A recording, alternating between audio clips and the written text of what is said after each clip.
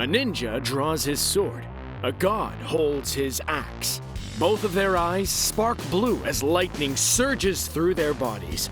They both know that only one of them is going to survive what comes next. Then, Sasuke Uchiha and Thor Odinson fight for their lives. Whoa, hold on, just before we get to the fight, let's take a step back and look at each of our combatants. Now, if we were talking about Thor, we've got to figure out which Thor to go with. That's not an easy decision, considering there's the Marvel Thor, the Ultimate Thor, the MCU Thor, the Norse Legend Thor, and even the Thor who's going to throw down with Kratos in God of War 2. Heck, even the various Thors of the big screen have varied wildly in power level depending on Thor's emotional journey at the time. So first, let's take a look at the Marvel Thor, the comic version of Thor, who has recently become a god even by god standards. While Thor did see quite a few setbacks after he lost his hammer Mjolnir to Jane Foster, he eventually regained his powers and even proved himself worthy of being king at last. He also absorbed his father's powers, the Odin Force, making him a true All-Father. Naturally, because Thors in all universes have the same level of ego, Thor immediately renamed it to the Thor Force. The Thor Force, which I don't think I'm ever going to get used to saying, like the Phoenix Force, is a near-limitless source of power that makes the user nigh invulnerable. Now recently, the celestial being known as Galactus also took Thor as his latest herald, granting him access to the power cosmic. This is another unbelievable source of power. So, MCU Thor sounds like a better fight to me. Not that the Chris Hemsworth version isn't ridiculously powerful himself. While Endgame depowered Thor considerably with a very understandable mental breakdown that would allow him to be closer to Iron Man and Captain America for their last team-up, Infinity War featured a very different god. After losing Mjolnir to Hela, Asgard to Surtur, and his brother to Thanos, Thor was more determined than ever to prove himself as the strongest Avenger. While the rest of his friends were thinking up their own ways of depowering Thor, Thor decided to craft himself a weapon capable of destroying the Infinity Gauntlet itself. That weapon would be Stormbreaker, his most powerful weapon to date. It allows him to channel the natural power within him to manipulate weather and lightning. It also gives him the power of flight. It can activate the Bifrost, and it seems to be truly invulnerable. Are these all the same things that Mjolnir can do? Yes, but it can do them better. The weapon was capable of taking on the full power of Thanos' Infinity Gauntlet and nearly obliterated the Mad Titan. It also doesn't have that pesky spell from Odin, making only the worthy capable of wielding it. Did I mention that he made it by taking the entire force of a star on his back to forge it? Yeah, that's probably the most Thor thing any Thor has ever Thored. Now, judging from some of the set photos of Thor Love and Thunder, it seems like Thor is back to the power level he was in Infinity War. I mean, Chris Hemsworth seems to have out-Chris Hemsworthed himself this time. Seriously, Chris, Goku called, and he thinks you may have overdone it. This body is appropriate, though, because even without Stormbreaker, he's an Asgardian warrior who can trade blows with the likes of the Hulk without needing a single burst of lightning or an Uru super weapon. I mean, if you had to look like you could punch the Hulk in the face, you'd be going for that All Might body too. Now that doesn't mean that Thor is quite as invulnerable as he likes to pretend. He has some major weak spots that I don't think he's ever addressed. While he can take Hulk in a fistfight and still walk the next day, he has been shown to be susceptible to incredibly sharp blades like Loki's knives. Speaking of Loki, the God of Mischief has a pretty high success rate when it comes to pulling tricks over on his brother. When you're fighting a ninja, tricks are like 60% of the game. It's a good thing Thor is packing enough power to level Konoha and half of the shinobi world. Not that he'd be the first god to try. So, if Thor is back to being his godliest self, how can a mere mortal hope to compete with that? Well, anyone who's familiar with Sasuke and his unique abilities knows that underestimating him never goes well. Just ask the various corpses who have tried. Now, you might think that Marvel loaded up Thor with so much power that it's just ridiculous, but the same could be said for Sasuke. While Naruto was the one who proved himself to be the more powerful shinobi between the two, I always felt like this was a hardcore case of protagonist syndrome. Naruto won at the end of Shippuden in my opinion because it worked for the story and less that it made sense. Sure, it was a brutal showdown between two incredibly powerful best frenemies that ended with both nearly losing their lives, but I think Sasuke had it in the bag. And that's because Sasuke is one of the most capable ninja we've seen in the series. It was clear from the earliest episodes of the series that Sasuke was far ahead of most of his class. Even his losses only served to increase his strength until he was one of the strongest young genin of his generation. All this without a tailed demon sealed into him. From there, his powers only increased as he studied under Orochimaru, got revenge on his brother Itachi, more revenge on Danzo, and then helped Naruto stop Kaguya from taking over the world.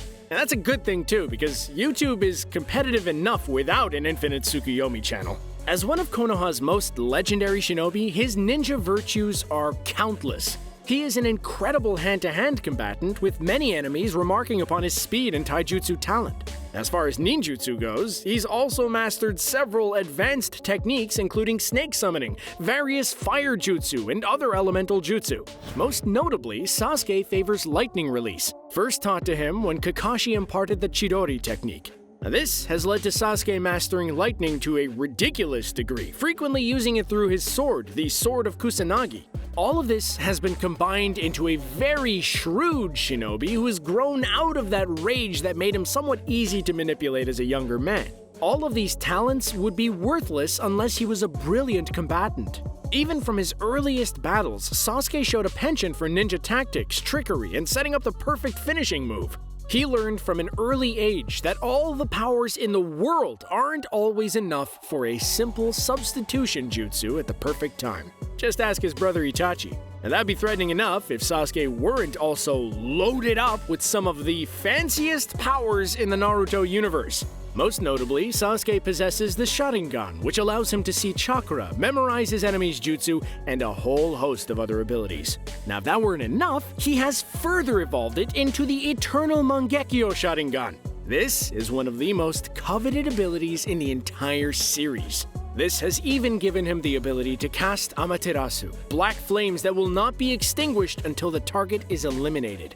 He can also create a perfect Susanoo, a giant warrior made of chakra who acts as a defense and a powerful attack for Sasuke. Now, he also has access to the Rinnegan, which gives him even more enhanced abilities, such as being able to trade places with anyone he sees at will and even travel through dimensions. Now, he may have lost this ability in the Boruto anime, but if we're gonna show Thor at his best, it's only fair to give the same to Sasuke.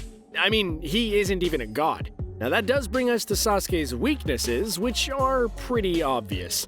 While Thor is a full-blood Asgardian who can take quite a lot of punishment, Sasuke is still very much human. While he has incredible powers, his body is not capable of taking the kind of damage Thor can. He may have more specialized abilities than Thor, but he's much more mortal. The former king of Asgard has taken on giants, titans, alien armies, and the hordes of the dead.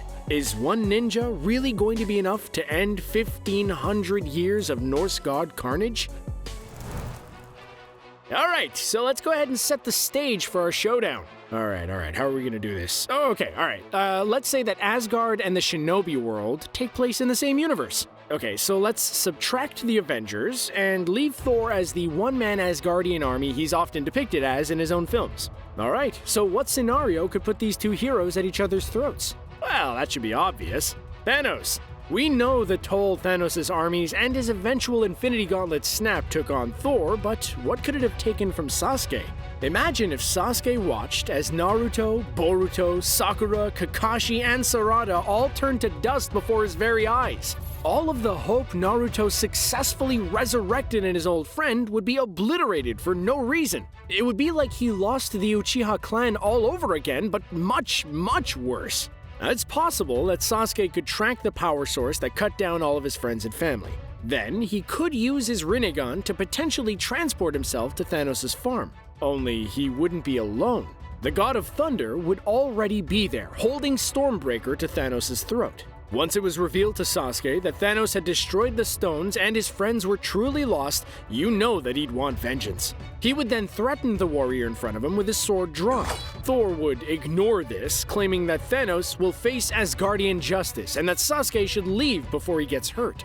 Sasuke would then use his Rinnegan to trade places with Thor, rearing back to finish Thanos off. Enraged, Thor would fly forward and tackle Sasuke out of the shack with surprising speed.